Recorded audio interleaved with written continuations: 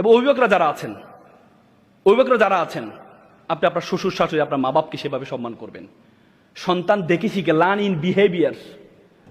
সন্তান দেখে শিখে, সন্তান আপনার থেকে দেখে শিখবে।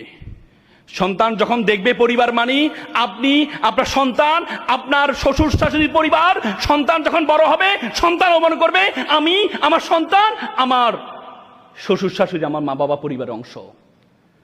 3 প্রজন্ম যদি কোনো পরিবারে একসাথে থাকে পরিবারটা জান্নাতের বাগানে পরিণত হয়। দাদা দাদু, মা বাবা, ছেলে সন্তান, সন্তান সন্ততি একসাথে যদি কোনো পরিবারে থাকে এই পরিবারটা ফুলের বাগানে পরিণত হয়। পারবেন তো ইনশাল্লাহ? পারবেন তো অভিভাবকরা? এই জিনিসটা নিশ্চয় করবেন। জন্য আল্লাহর ওয়াস্তে সন্তানরা আপনাদেরকে দেখে শিখবে। সন্তানরা আপনাদের থেকে দেখে শিখবে। সন্তানদেরকে এই জিনিসটা ন্যূনতম। একটা ছেলে আমেরিকাতে ইঞ্জিনিয়ার হয়েছে, বড় ইঞ্জিনিয়ার হয়েছে, তার বাবা মারা গিয়েছে। মা কল করলো, বাবা তোমার বাবা মারা গিয়েছে, তোমার বাবার স্বপ্ন তুমি তোমার মা বাবার দাফনটা করবা। বলে যে আমি করব।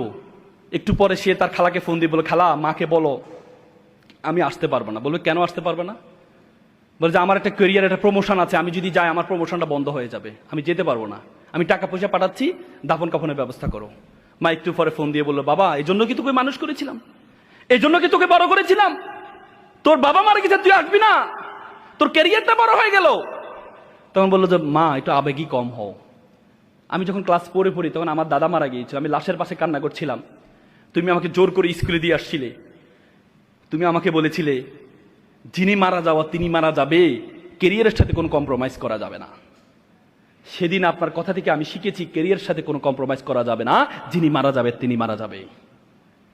সন্তান আপনার থেকে দেখে শিখে, সন্তান আপনার থেকে দেখে শিখে। আল্লাহর ওয়াস্তে সন্তানকে ন্যূনতম এই শিক্ষাটা দেওয়ার চেষ্টা করবেন।